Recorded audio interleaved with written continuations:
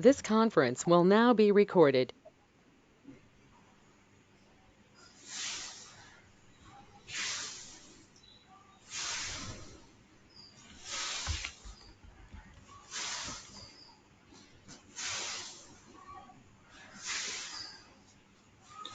We have something called crontab where we can schedule the future jobs. So let's say you have a requirement or somebody has a requirement to do some work whenever we whenever the time is there.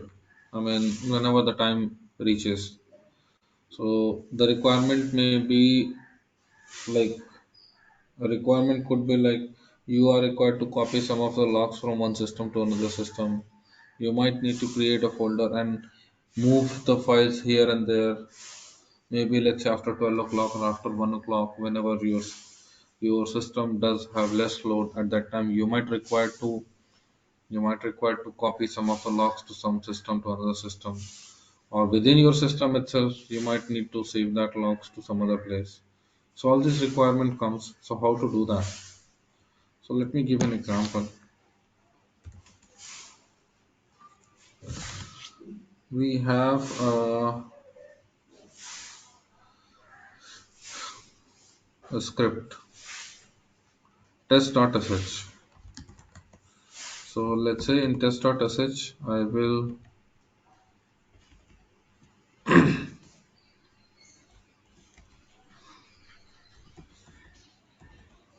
copy the logs cp space var log the message dot log, then home slash test slash. This is what I'm trying to do. Okay, let me remove.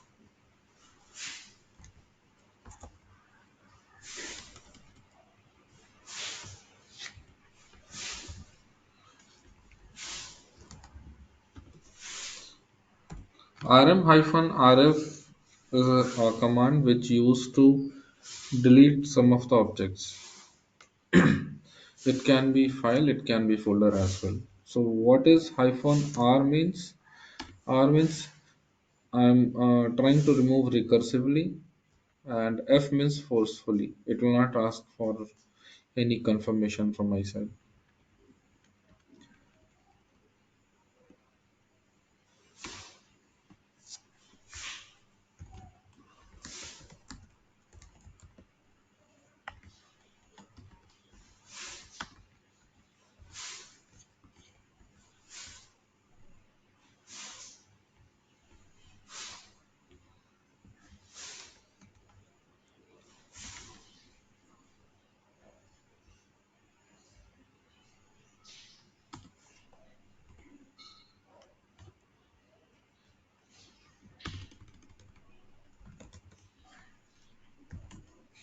So we have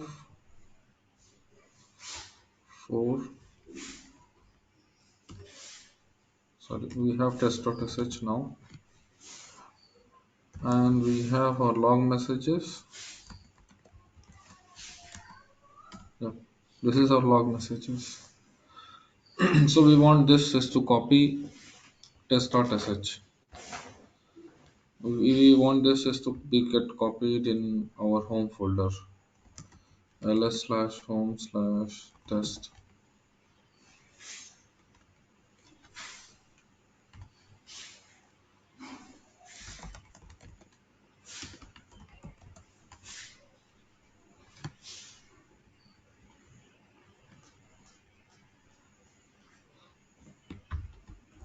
You can see that we don't have anything in this test folder. We don't have anything in test folder. I think the crontab example I've already given, if I'm not wrong. Yesterday or day, not yesterday, but day for yesterday, I might have given the reboot example I have given. I think I'm able to recall it. Am I correct? Yes, sir. Yes, sir. Hmm. Okay, the same thing actually I will do here again. So that's it's nothing new. Okay, vi etc crontab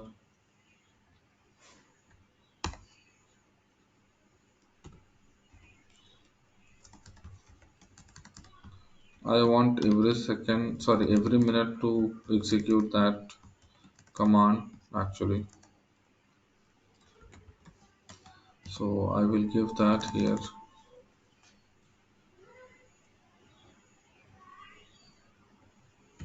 Execute, where is the folder? Root slash test.sh.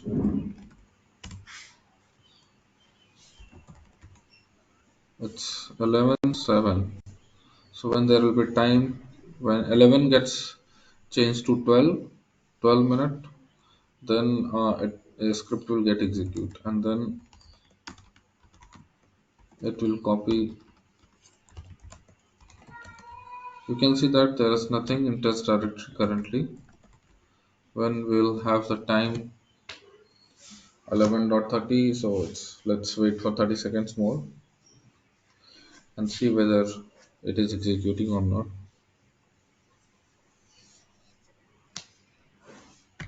So what we have done is we have given the arguments here.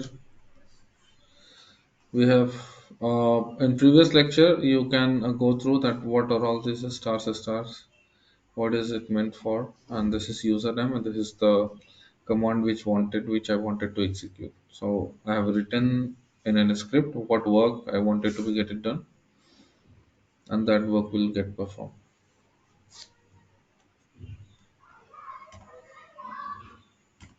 You can see that 12 passed. After that, I have done ls then test.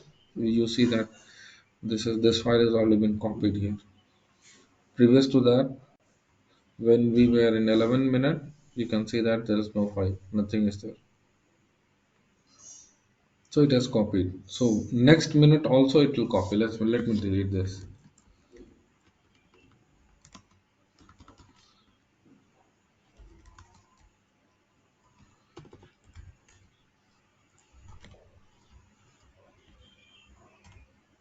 You can see that I don't have any file now. So 13 done. You have that file again copied from there. So every minute it's going to copy. So you can schedule that job to execute by 1 a.m. or 2 a.m. according to your requirement. So this is about crontab.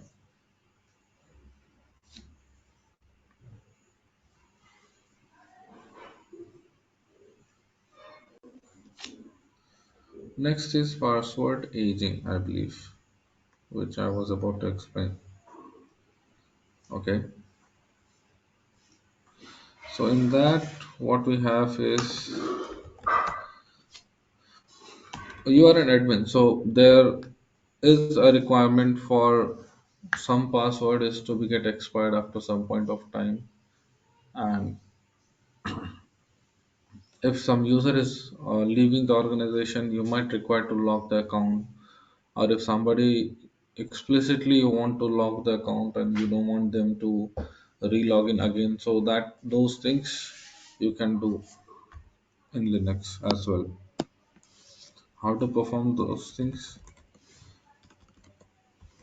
Chase -hell, and let me switch to a user whether I'm able to log in or not. Okay, I'm able to log in through this.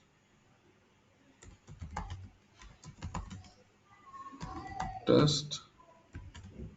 Okay, I'm able to log in. Fine. So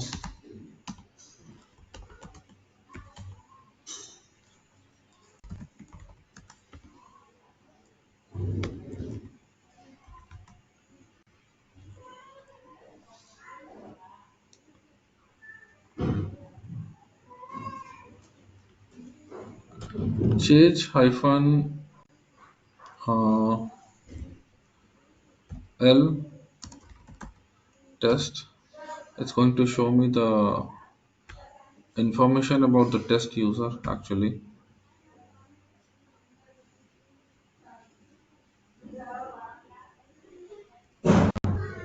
So here you can see that password expires never, password inactive never, minimum days of Minimum number of days between password change is 0. So nothing is required. So you can set whatever you want here according to your requirement. But as of now, I will set this to expire immediately so that another person should not be able to log in. So how to do that? Capital E and then 0 test. Let's see. Last password change. Password expires never. Okay, it's the same thing. So I should give -1, it seems.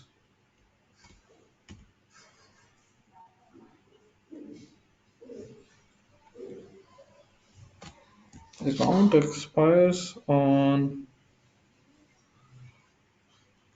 yeah, so the last one itself was good. When we have changed to 0, we can see the changes. Here, password expires never, okay. Password inactive never, okay. Account expires on 1 Jan 1970s. This already been expired, this account. So let me exit and let me log in through test. You can see that your account has been expired. Please contact your administrator. So it will throw this warning. If I'm trying to log in again, it throws this warning.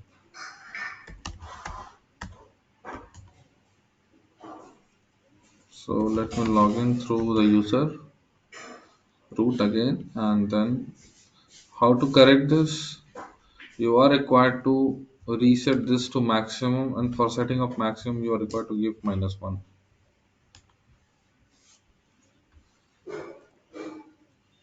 And let me exit test. Look, I'm able to log in.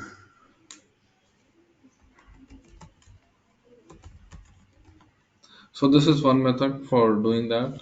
Another method is like vi etc psswd. In that you can go to this user to whom you wanted to log the account, and then you can, sorry, no login, no password, no login. You can modify this line and exit. What this line says actually here, test is the user, and this is the user id, this is a group id, and then this is the home folder of the test user slash home slash test, and this is what a user will get if test user will get logged in. So this is the terminal or anything that he will get. So what I'm mentioning here is no login. It means that no login executable he will get. So what no login executable does, it will, whenever we have no login executable, it means that you will get thrown out of your login window automatically. So we can see here, so test is there, we have set the test. I will exit, I will log in through test. It will ask for the password. I have given the password, and then you can see that it's just thrown me out of the window again. Let me try it again. So there is no login. I'm not able to log in.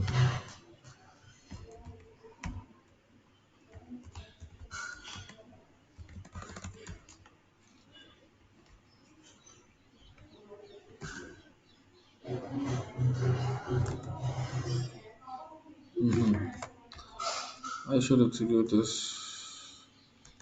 Let me see what this binary says. It doesn't say anything. So I can use that from no password, and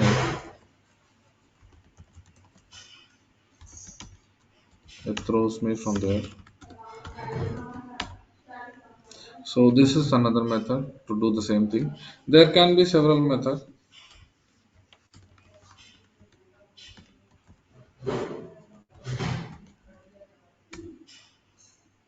So there can be several methods for doing the same thing. Okay, if you have any other method, you're most welcome. You can have, so that's not a problem. So here, what no login shows in etc slash psswd, you see that at most of the user it shows no login, no login, no login, no login. It means if somebody has the username nobody or FTP and the password also, he should not be able to log in. He should not be able to log in this system using this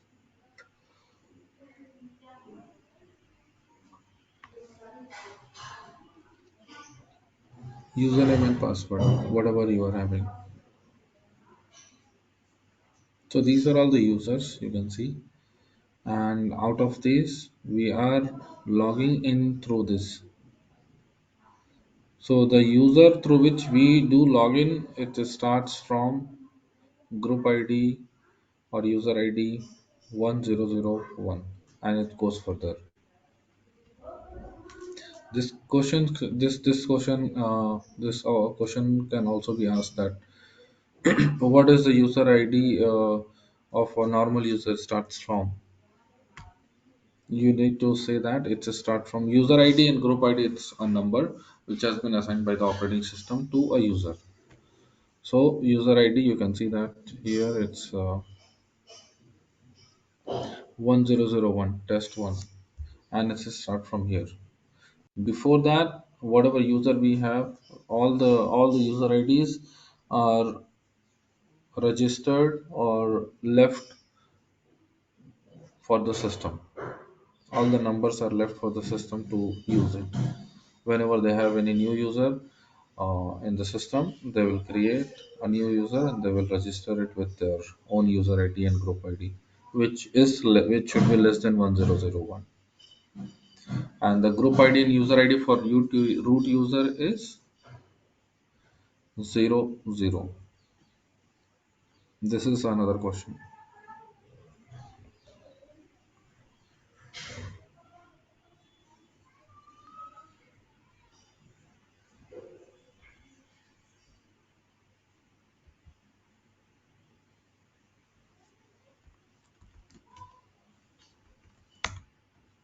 So this is two methods. I can say there is one more method. PSSWD hyphen help. I think hyphen L is the option to lock. Yep.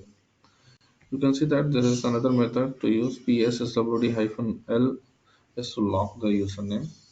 PSSWD hyphen L test locking password for user test. Password has been locked. So what this does is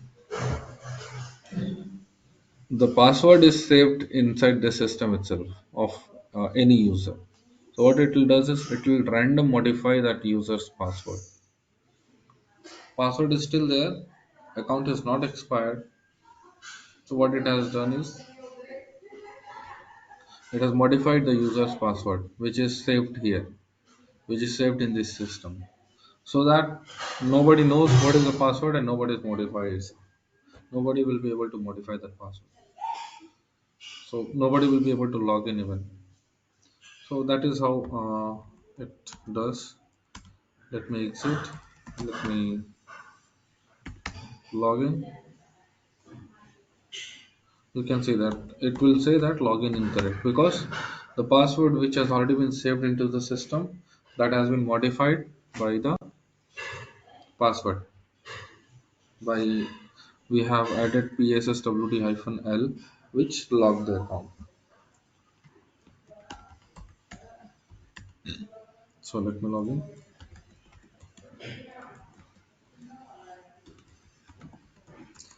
Now let me change the password.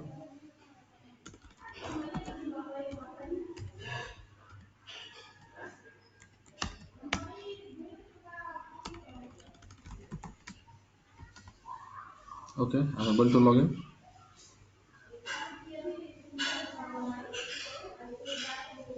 Yep, Rajshekar, you might be correct. User mode hyphen L. Let's try this one also. Somebody has told. Rajshekar has told. Hyphen L is for locking the account. Okay, great. You can see that here I'll log the user account. So -l space test you can use.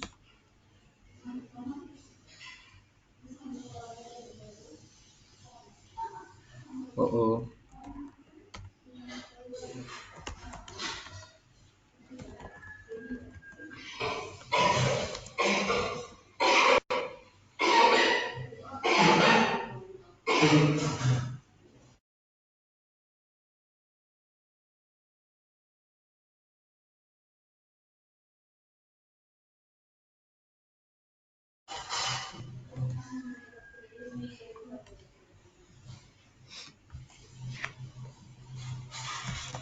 Is it modifying that password? etc pswd test? No, it's not modifying that. Fine. So we have run the command and it would have logged the account. Okay, it seems to be like doing the same thing. What we have done using pswd, because it's saying that login incorrect. Maybe it would have modified the password once again.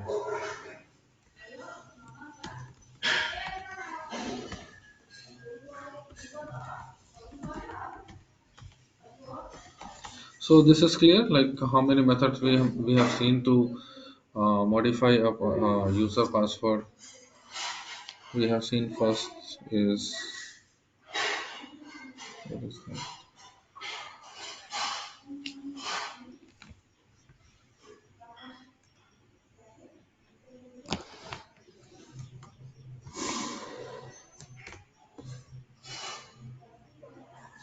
We have seen first is slash etc slash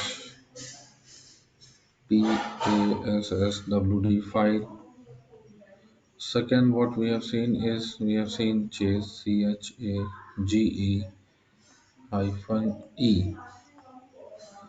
Third option, what we have seen is PASSWD hyphen L. What other options we have seen is user mode hyphen L and then username. Here also username. Here also username. Here in front of username, you are required to modify slash etc, sorry, slash bin slash no password.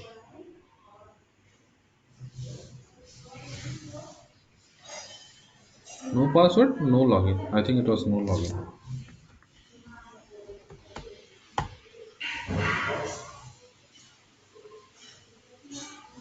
So that is what you are required. So these are all the different methods for doing the same thing, but yes, in different ways.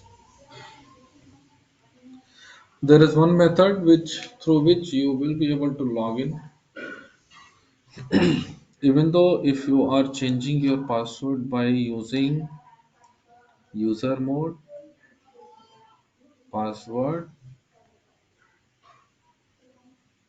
and etc password.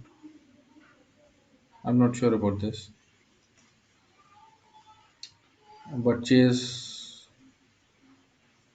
is the one which disables the account itself. So this is the ultimate one. You will not be able to log in by any method.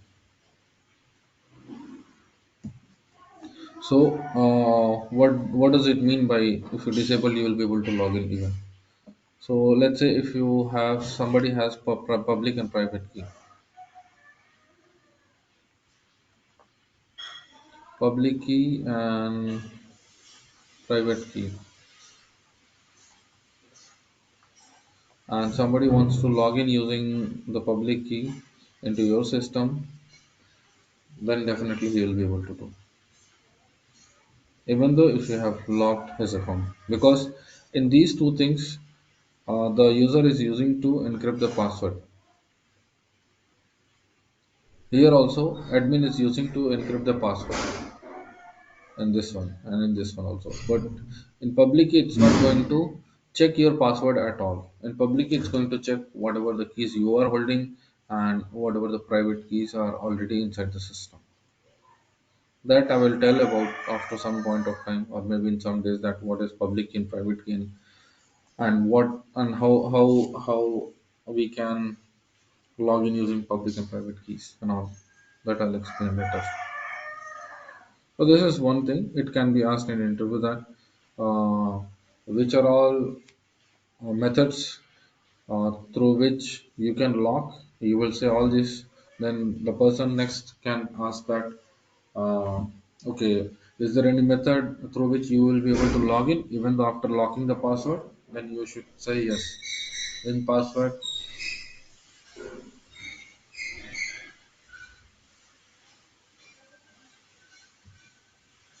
in password, you will be able to log in. In user mode, you will be able to log in by using public and private key. Any doubts so far?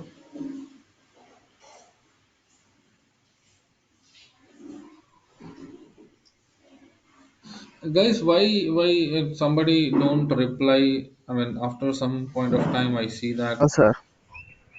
you see that you some people say that today's class itself. Some people said that I have some doubt in the class, and then I will revisit the videos, and then I will clear my doubts. So when I'm into the class and I'm talking about it, why don't you ask the doubt there itself? Why you're waiting for the next day to clear your doubt, to resolve your doubt? If you have some doubt, please ask immediately. If it's very much silly, I will tell that go revisit the lecture. If it's not silly, definitely I will be there to reply you guys.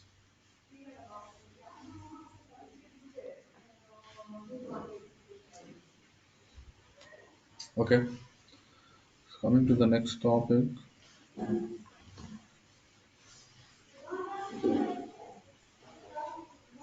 mount and fstab. Okay,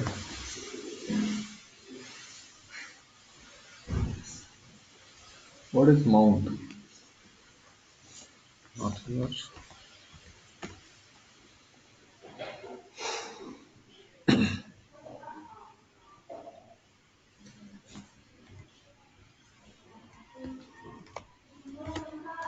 What is mount?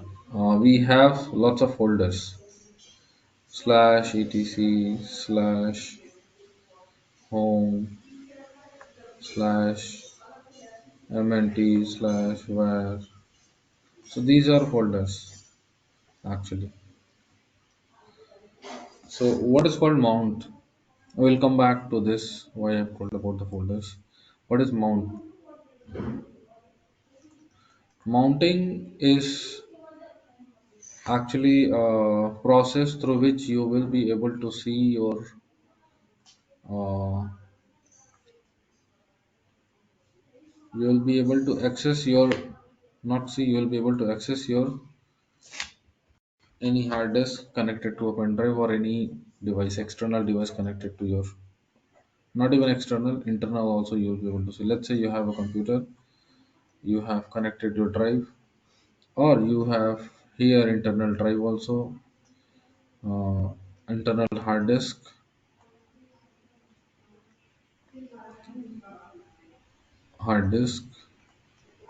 and here you have pen drive. Let's say this pen drive is coming as not there. This pen drive is getting listed as slash dev slash sdb. This hard disk is coming as slash dev slash sda. So how to look at the data of this drive and how to look at the data at this drive or this hard disk. Let's say pen drive may not have a partition, but hard disk does have a partition. And partition can be like slash dev slash sda1 or sda2. If I say two partitions, if I say three partition, it will have sda3.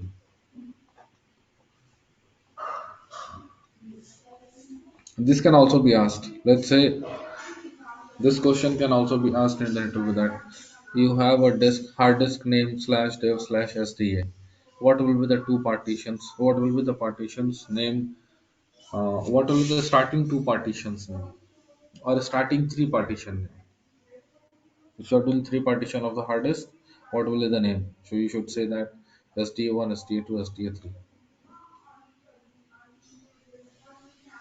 It's like that.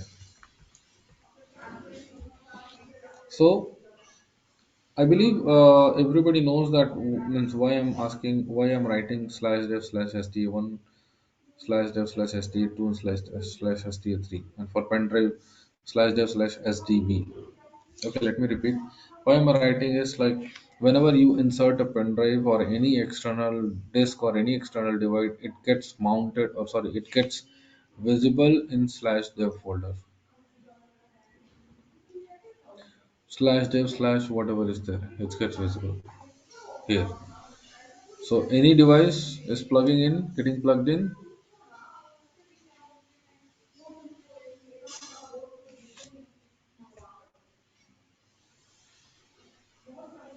So any device is getting plugged in, it's going to be get mounted. It's going to be get displayed as file here. So we need to play with file here, either SD1, SD2, SD3, or STP. So we are required to use a command mount to access this in a folder. So we cannot directly double click here and access this. So what is the process? We are required to use a command called mount,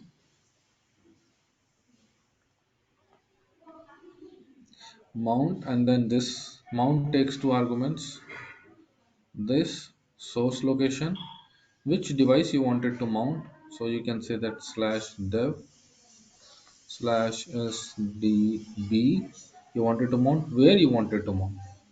So this device you will not be able to open directly, so you are required to give a folder, a location where you wanted to mount actually. So it can be anywhere, it's up to you which location you wanted to choose. So generally MNT is a folder which is meant to mount file systems.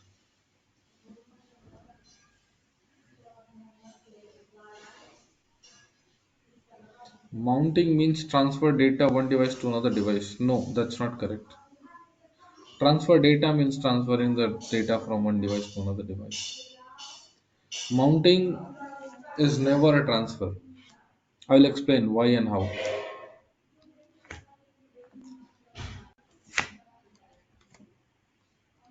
So mount slash dev slash SDB is the first argument, and second argument where you wanted to mount. So I have said that here you may mount in your MNT folder. Okay, we need a folder to mount this drive, whatever we are, either it's a pen drive or STD. So SDB we are going to mount in slash MNT we have mounted here. So after running this command, what will happen? This device will get mounted here. It means this device will be accessible through this folder.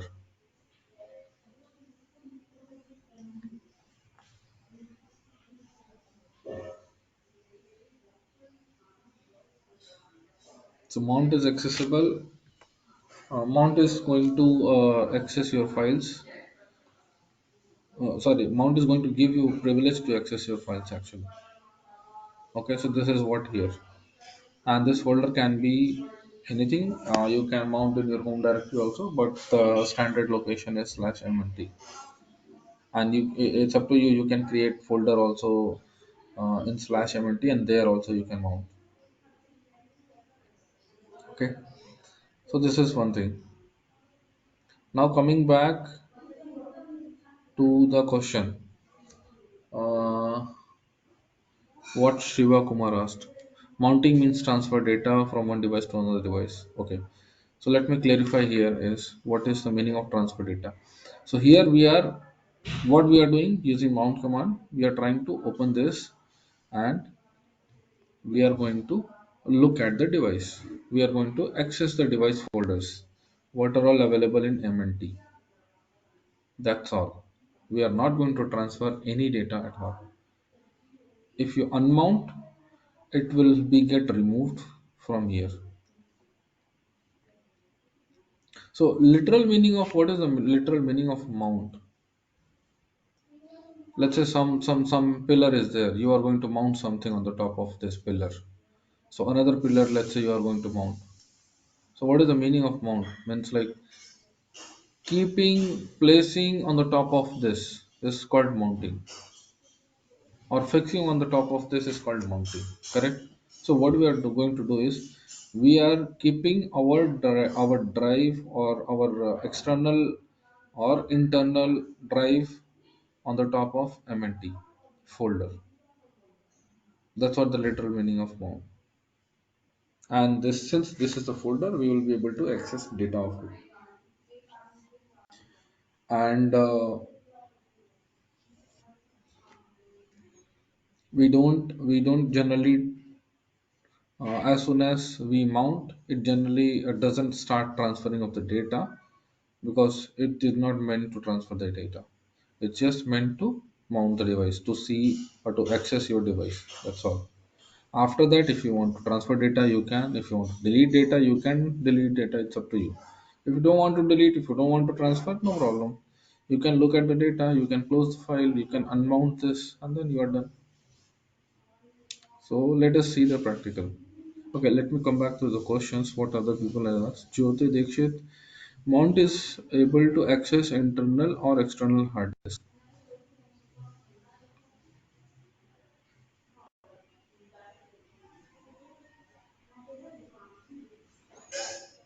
Yeah, we are back. So Mount, we are able to access internal or external hard disk.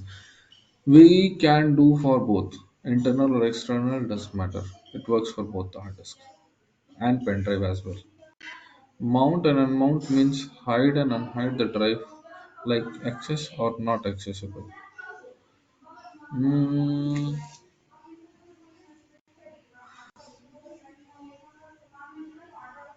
it's not like hiding or unhiding the drive. It's like you will not be able to access. That's all. Because uh, for doing for accessing a drive, you need to be at some. For accessing this drive, you need to have. I mean, that is what the process of access here. So it's not like hiding or unhiding actually. So yes, the last sentence you mentioned that uh, last sentence you have accessed. You mentioned that access or not accessible. You can say that yes, we are making accessible this drive by mounting it, and by removing we are restricting to access.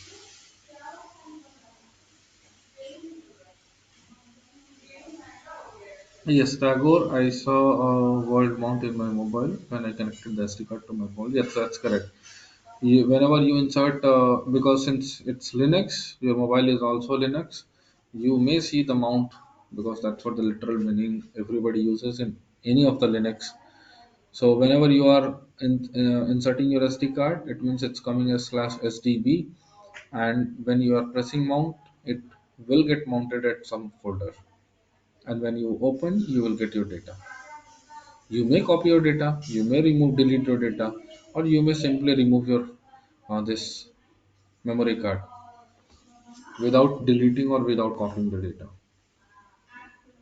So it's up to you. It accessible cloud. What does it mean? Like you're asking that is it accessible through cloud or what? What is the question? Shiva Kumar, what is the question?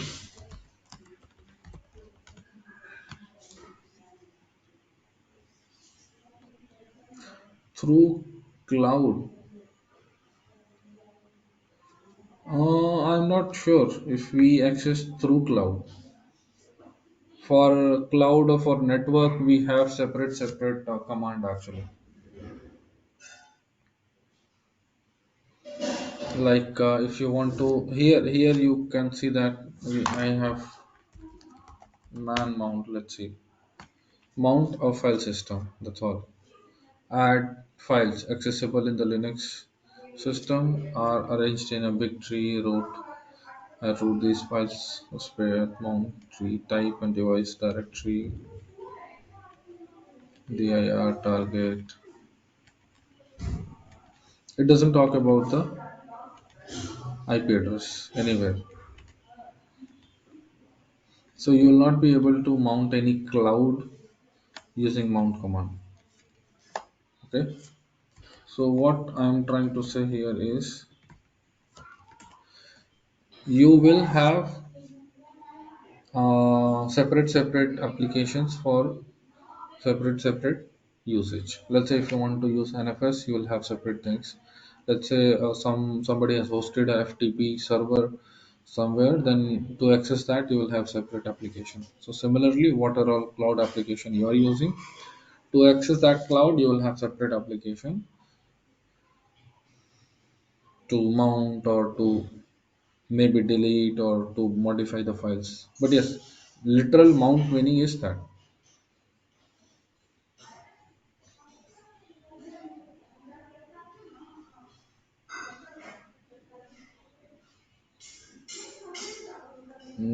Rajshekar, that's what I told, correct?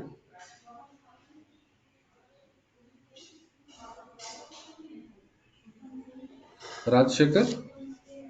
Sir, Yes, that's what I told, correct? yes, sir. Or I meant something else. Sir, Or I did I was mention uh, that? I was trained already this course, sir. Sorry? I already trained this course, sir, Linux course, sir, Red Hat, Okay. but I know, but how will the amount? I will experience that, sir. Okay, you have attended the course before and you have experience. Okay, next Yes, what? sir. So next I was moved to Dove, sir, like Docker, Mm-hmm. Jenkins with packet, like sir. Okay, what you are trying to say by pasting this sentence in this chat box? I didn't understand. The slash mnt directory exists by default on all Unix system. It is usually subdirectories such as mnt floppy, mnt USB are intended specifically for use of mount points and removal media such as CD-ROM, USB key drives, floppy disks.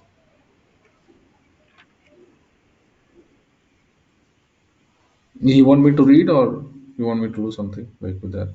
I mean, I just don't understand that what you're trying to convey.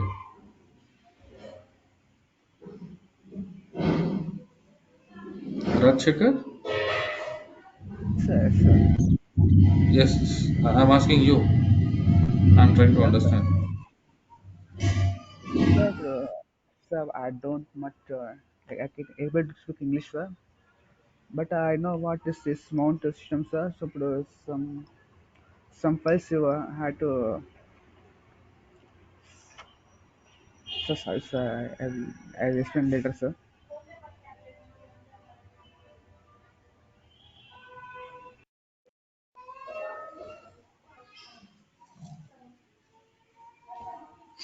On the first itself, I told that, about the folder when I was explaining about the folder. MNT is for what? To mount the file systems. Either you have internal or external, what are all things you does. Now also, I have told that you can mount your file system, you can create your own directory in MNT and you can use it. That is what he is also trying to say. I'm not sure what is the point he is trying to make after pasting this here. Anyways, let's proceed further. If you have doubt, sure, you can ask there. If you don't have doubt, no problem. So, I was about to explain another thing is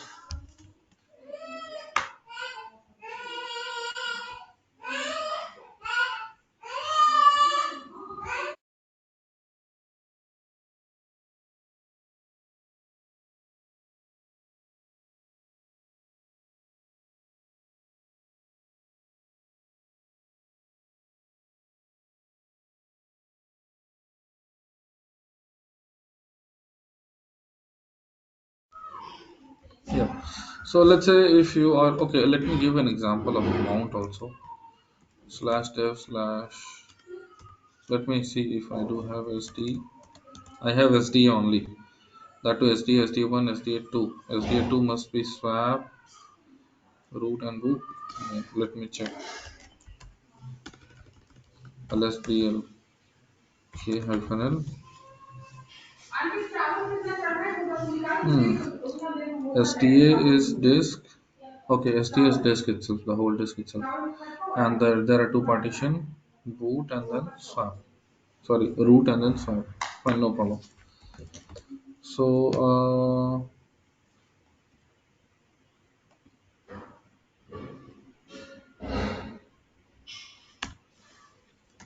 what I will do is I will create a hard disk and I will add the hard disk here. So you can see that here we don't have any SDB, correct? SD star. If I give, we have only SD, SD1, SD2, correct? So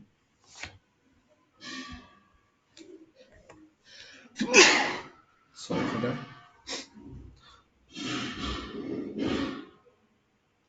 So let me add the device. How we can do that? Let's see. Devices, no, not devices, machine settings, storage. Go here inside this. Okay, so these options are not getting highlighted, so I need to turn off the machine to add any hard disk. Okay, so let me turn off the machine.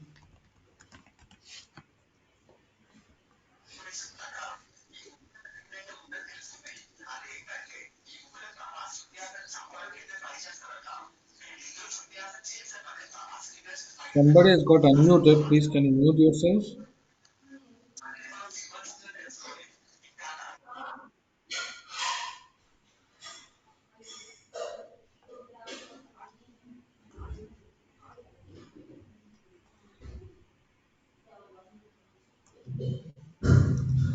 Storage. I will add the disk here.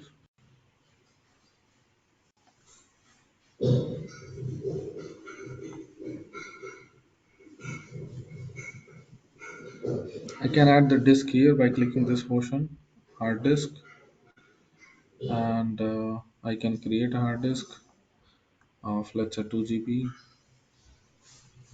not 8 GB. I just don't want. I want 2.0. It's up to you. Whatever you want to do. You want 2 GB, 3 GB, 4 GB, or 10 GB. You can create. So I've created 2 GB hard disk, and I'm choosing this 2 GB hard disk. You'll be able to see 1_1 here. Yeah, it's coming now. Now I'll press OK. Now I'll reboot the system. I'll not reboot, I'll start this machine. We have seen that last time we were having only slash dev slash SDA1. Sorry, slash SDA. And that too it was having SDA1 and SDA2. That's it. So since we have added a new hard disk, we are required to format our disk. We are required to change the partition table and we are required to format that drive. So let me log in. I have logged in. So now fdisk hyphen l, not fdisk, ls. What we have done, you can see that one extra is coming here.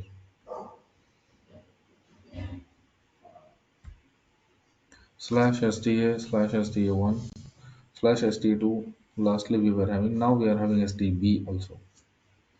So you have added a new hard disk, like created a new hard disk and then you have added. So in that case, you are required to format this. So for formatting, you have a command mkfs dot xfs slash sdb. It's got formatted. Now we'll see. Yep. And now we'll try to mount slash dev slash sdb. Where we wanted to mount? We wanted to mount in mnt. You can see that, but you will not see any change actually. How to see the change? Mount command. If you run simply mount, it will show that slash dev slash sdb is mounted on slash mnt. What is the file system type is xfs. So these are all you will be able to see information.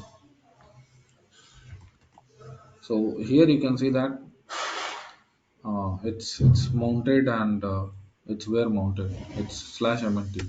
So let me mount this at some other place. Let me create mkdir. Sorry. And what is the unmount command? You mount slash dev slash sdb. You mount is the command for unmount. What we wanted to unmount? We wanted to unmount the STB. Now if you check mount command, you will not see that here. A mount command is going to list all the mounted file system actually. It will have several file system to be which has already been mounted by some process, by some application. It can be anything. So the whole list of mounted file system it's going to display here. We need not to worry about all the things, but yes, we need to worry about slash dev slash sda sda1 sda2. That you need to know where it's getting mounted. Okay, so we don't see that whatever we were able to see last time. We don't have here. So now I will show that mkdir slash mnt slash internal std. Okay, I've made a folder. Simple. This is currently uh, this is in my desktop or in my laptop. Now what I will do is I wanted to mount a file system in this drive, internal std. So mount slash dev slash sdb and then slash mnt slash internal std. I will check the mount whether it has been mounted or not. You can see that slash dev slash sdb has been mounted on slash mnt slash internal std. Now I have mounted. Let me copy the data.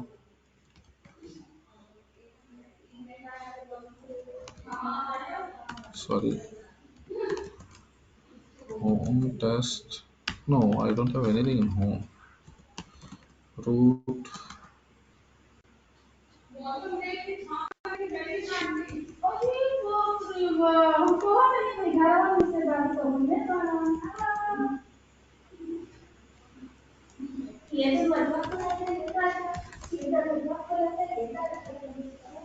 So I'm copying the data from all the data from root to HDD, internal underscore STD.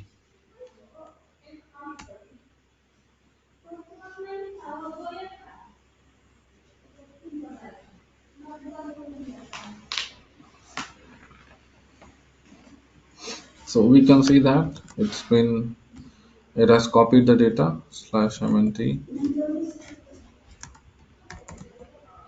slash internal STD. You can see that everything is copied. Now if I unmount slash dev slash SDB, it's going to get unmounted. You can check here in mount, nothing is there. Now if I mount it again, okay, we can see that now after unmounting you will be able to see that there will not be anything at all in slash mnt slash internal std. You can see that nothing is there because we have removed the device which we have mounted at this location. We have mounted the device at this location. We have removed the device by using unmount. We have unmounted it, actually not removed it. We have not physically removed the device, but we have unmounted it. Now once again, if you mount, if you run the same command mount slash stb slash mnt internal std. Now if you see, you'll be able to see all your content. Now I'm able to see all the content. If I want to copy, I can copy. If I don't want to transfer any data, I can simply mount and unmount it. That's done. So there's no point in transferring the data. Based on your need, you can mount, you can unmount, and you can transfer your data. You can delete, you can modify, whatever you wanted to do, you can do. So this is the command about mount. I'll move on to the next section called fstab.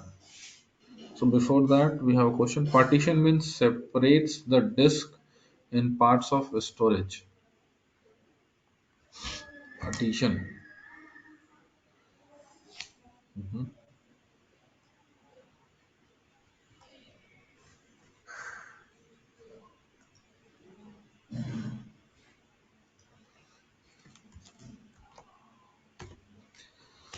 So let's say you have a disk here.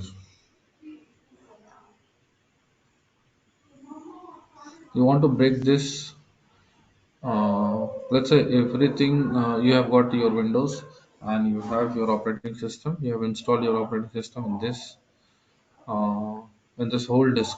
You have installed your operating system. So what in your operating system, what you will have? You will have. I'm talking about Windows. I'm not talking about Linux currently. So you will have C drive only, and there will not be any D drive. No, you will not have any E drive. Nothing. So let's say if you want to keep your home data, whatever you are modifying your file, you will have to keep all your data in your slash user, not slash. Actually, in Linux, you will have, sorry, in Windows, we'll have C, then users, then whatever the username. Let's say you have test user in Windows also.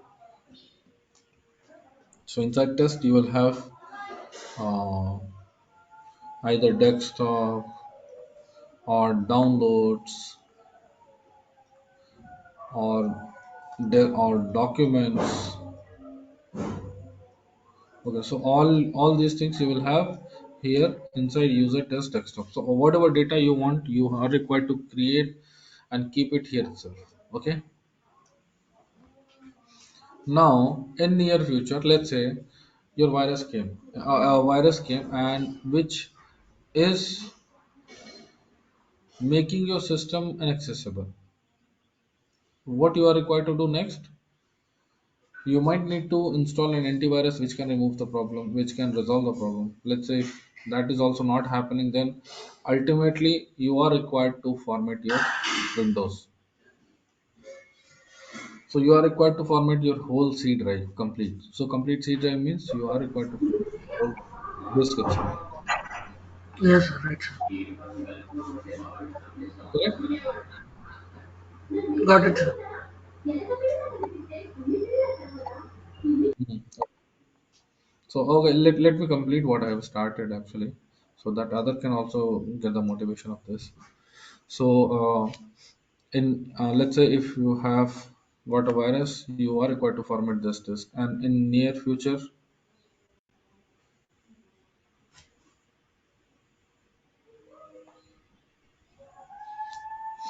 yeah.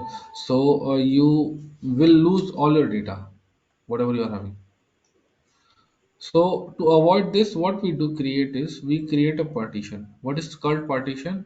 In the disk itself, we create two partitions during the installation of operating system itself, or you can create later also. That's not a problem, but it depends on condition to condition, and your requirement, what you want, whether you will be able to create within your existing system or not. That depends.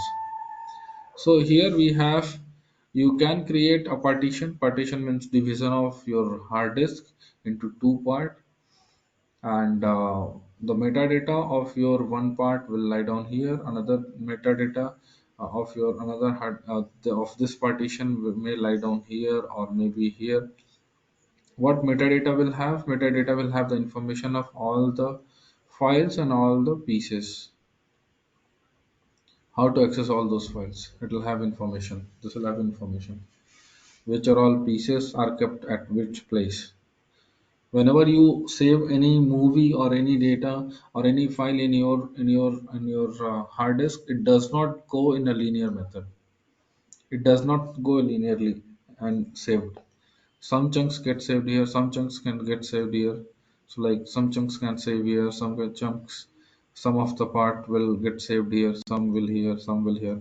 So all these parts will get saved and on scattered pattern or scattered place, but the information where it has got saved will be get stored here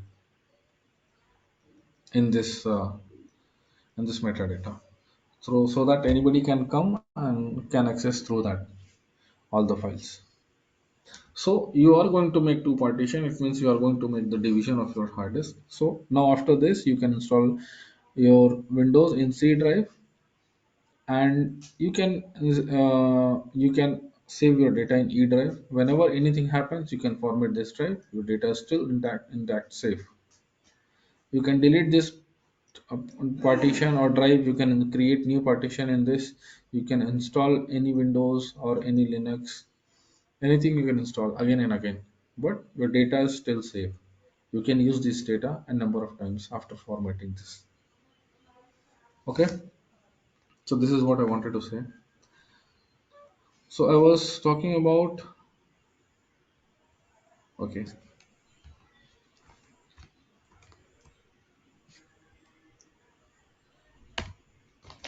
so we have a computer and we have a hard disk, internal hard disk. So like whenever you open your Windows, your E drive comes, you just double click and open the E drive, correct? But in Linux it does not happen automatically. What you are required to do, you are required to mount each and every time. Whatever I'm talking in terms of this terminal, means this server. I'm not talking in terms of Ubuntu. I'm not talking in terms of any other Linux variant. So as of now, I'm talking here about this Ubuntu. Sorry, CentOS. So in CentOS server, generally in server, you will not have a capability to get mounted everything automatically. So for that, you are required to do some extra effort. So what is that extra effort is,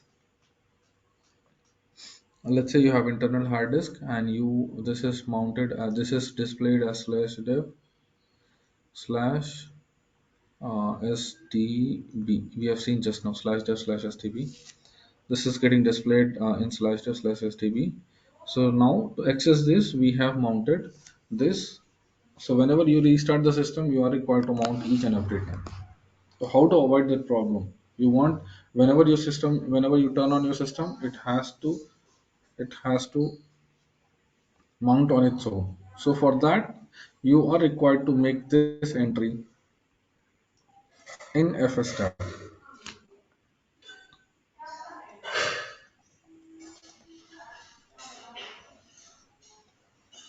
Fstab is a file where you can keep the entries if you want that file system to be get mounted automatically. Let's see here.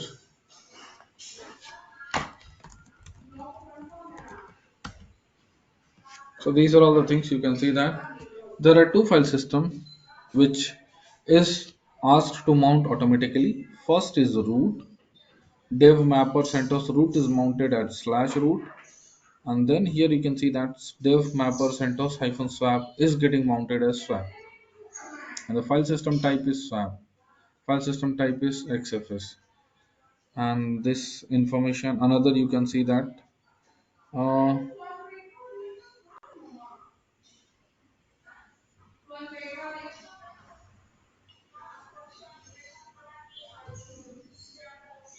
okay, so this is the way it is done. If you want to add your space also, so similarly you can write down your own disk also, that slash dev slash what to say slash dev slash sdb used to be get mounted where in the next you can say that I wanted to here, this is the first column you need to mount. You need to say that which device you wanted to mount slash dev slash sdb. where you wanted to mount. I wanted to mount slash mnt slash internal underscore std, yeah, internal underscore std. After that, what is the file system xfs and then default 00, you can write it down, it will get mounted there.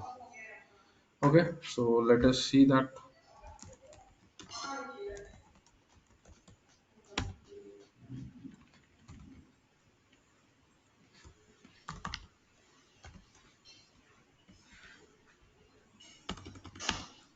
Slash mnt slash internal underscore std. One second, please.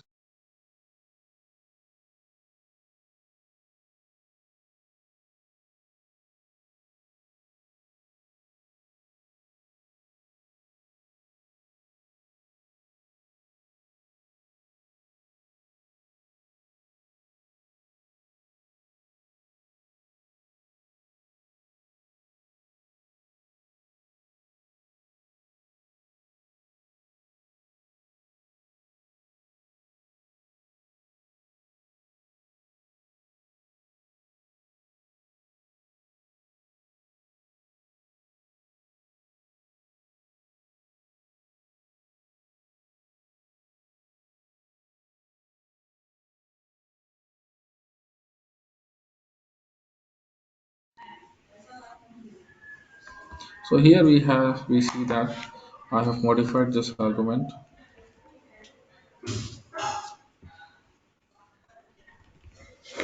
and which device we wanted to modify is slash dev slash stb, and it's not SAB, it's XFS file system which we have formatted into internal std. Let me check the spelling actually. lsmnt slash internal underscore std. Okay, fine. So now let's reboot. There is a command also to auto update your fstab folder based on your current system requirement. I need to check what was the command. Okay, till the time it's booting, let me check that.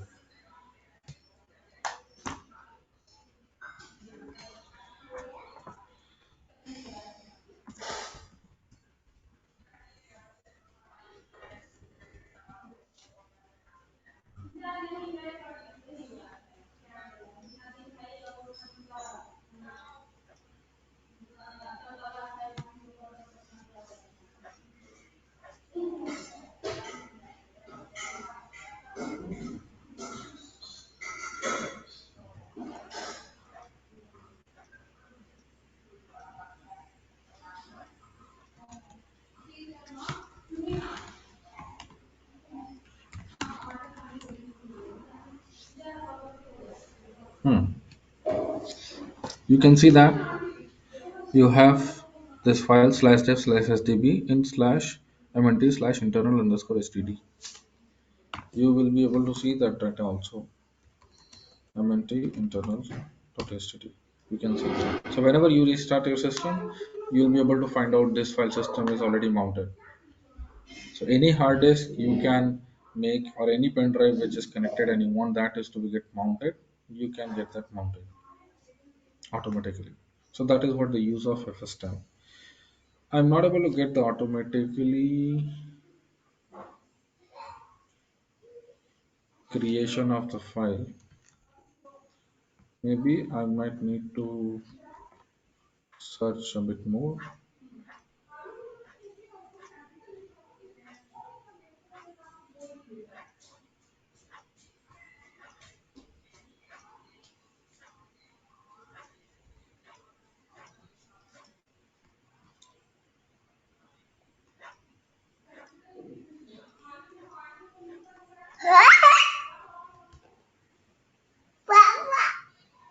Take that shot.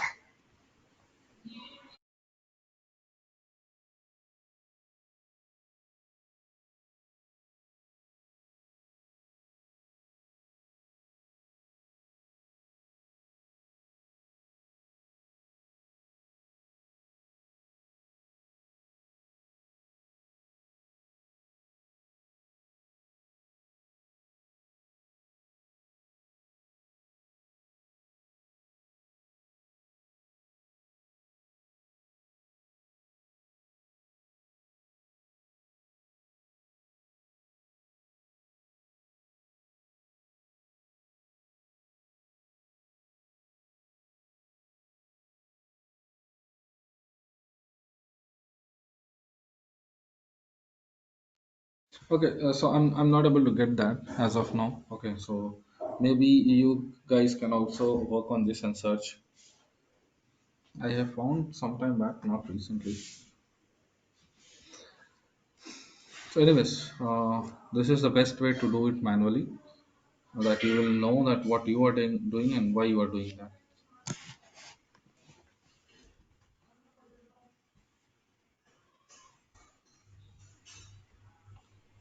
So,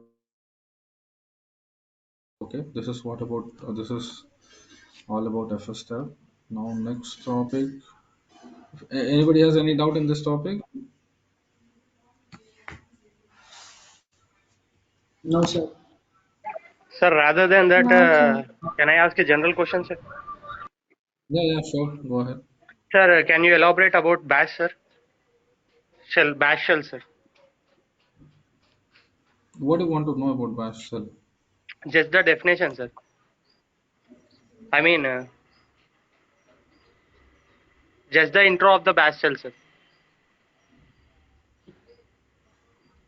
Intro of the bash shell. Yes, sir.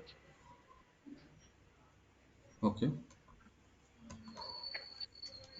Bash shell actually it's an application which which directly connects you through the kernel and through which you will be able to or you can make use or you can actually utilize your Linux operating system. So bash actually its abbreviation is born against shell and it's a command language interpreter Okay. and which executes the shell script which can execute the shell and actually it gives you a shell where you can execute the commands whatever you wanted and through that command it gives a powerful uh, connection with lots of what to say lots of area of your operating system lots of areas of your operating system means like um, how to say like all application several connection you can make through one application to another application like creation of pipes creation of sockets and creation of several nodes you can do you can create directories you can modify directories so it is very much powerful that you can perform all of your applications on this. Okay. Yes, sir. Okay, sir. You were expecting something else. Nothing, sir. Nothing, sir. I just wanted to know Okay. about the bash, sir. That's it. Okay, so it's just a shell which gives you a privilege or a window to do so many things. Yeah, thank you, sir. Okay. Yeah, thank you. So what was our next topic is swap, creating a swap space.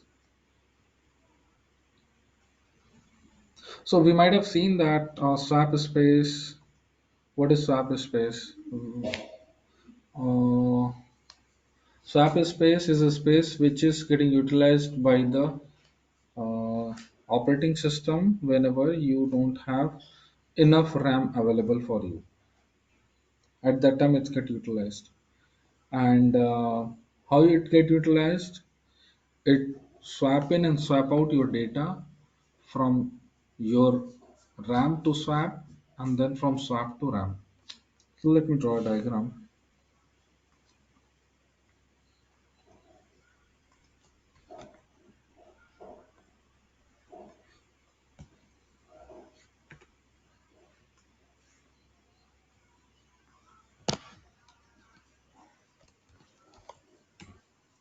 So let's say you have a hard disk, not hard disk. Let's say you have a RAM here.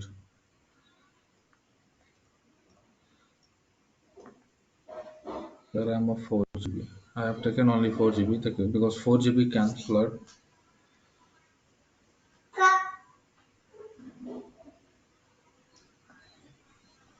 Let me pop out this.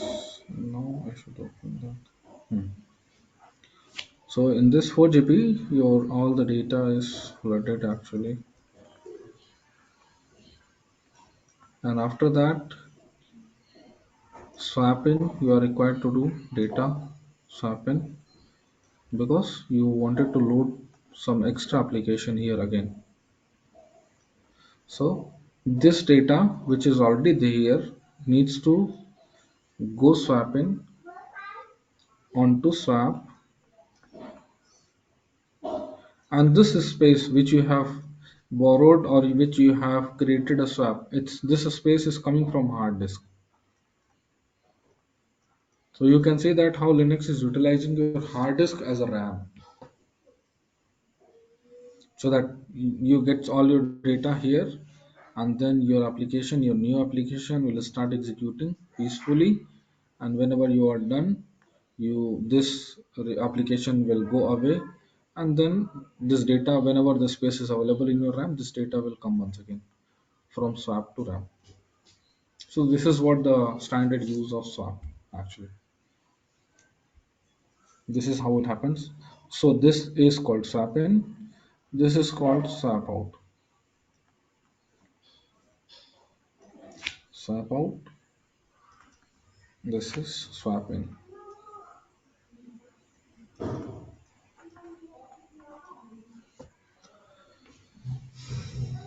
We can have several other swaps also. I mean, not several other different type of swap, but yes, we can have two swap or more than one swap we can have in a system, so that whenever this also gets flooded, your this swap will start getting utilized after this.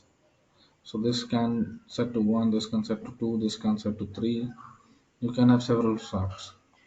So how to create and how to add a swap space, that we need to see here. So swap is a swap file system actually. We are required to create swap file system for that. So I will utilize this drive itself, whatever we have created. We have created slash SDB. So I'm going to utilize that SDB itself. So need to unmount this drive. So, okay, so before unmounting, let's say if I'm going to format mkfs dot swap, mkswap, I think, yeah, mkswap slash dev slash sdb. It will say that error because it's already mounted. Okay, slash dev slash sdb is mounted, so it shows error. How to resolve this error? You need to look at the error. It's mounted, so you know, now you know what is called mounted. So you need to unmount, you need to look at the mount command, and you need to see whether it's really mounted or not. You can see that yes, dev sdb is mounted as mnt internal underscore hdd. So you need to unmount this slash dev slash sdb, and after this you can format your data in swap partition files, and then you can add this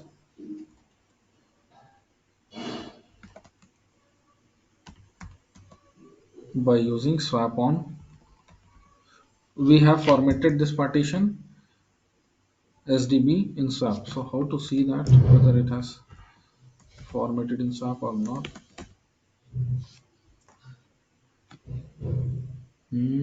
It shows only disk. It does not shows it has formatted in swap. It's not showing the partition type. Okay, so let me see that. Uh, disk hyphen L Linux. Okay, LVM. Okay, fine. STB, this is also not showing that we have formatted into swap. That's a bit strange.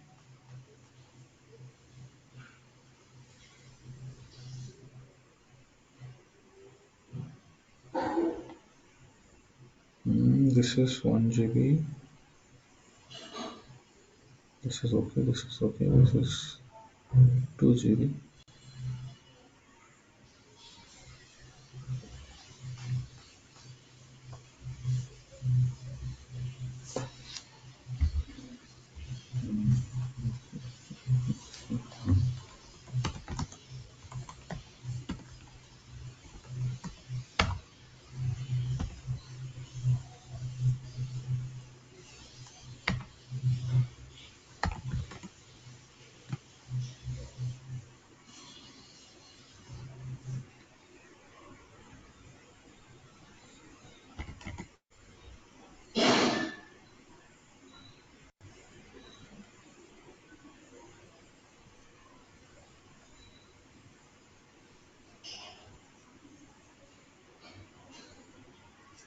Mhm.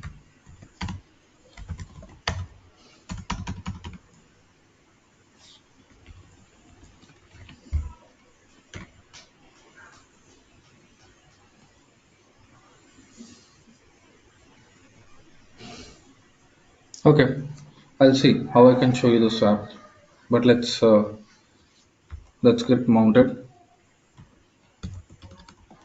Swap on is the command to get this swap space created to be get activated into the system.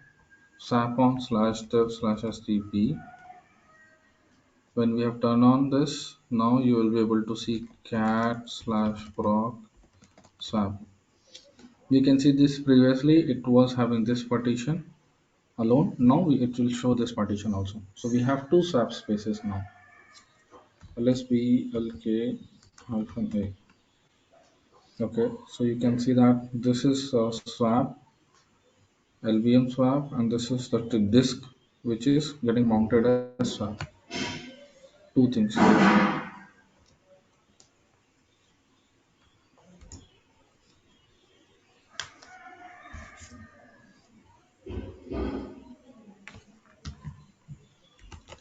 Mount should show, I think, slash sdb, where slash sdb sda1, it should be showing, I believe so.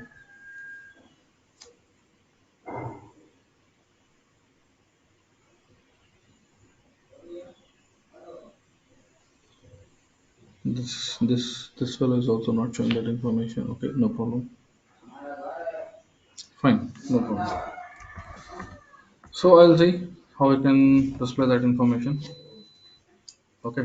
So this is what about swap on, and let's see if you want to remove that swap space, whatever you have created and mounted or created and made available into the system, that you can use swap of SDB.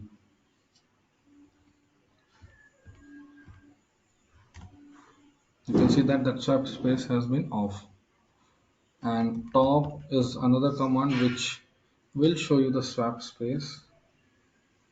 Swap is this, at this time it's showing. And now let me add the swap space and see in the top command, swap on. You can see that the swap has got increased now. It's 2 GB plus 900 MB. So maybe it's around 3 GB showing. So previously it was 900 MB, only 1 GB. Let me swap off.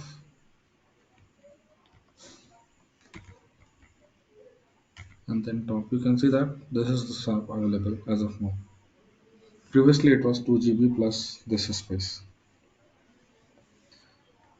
So we are done with swap on and off and how to add a swap space here at this point of time. Any doubt in this? No, sir. No, sir. No, sir.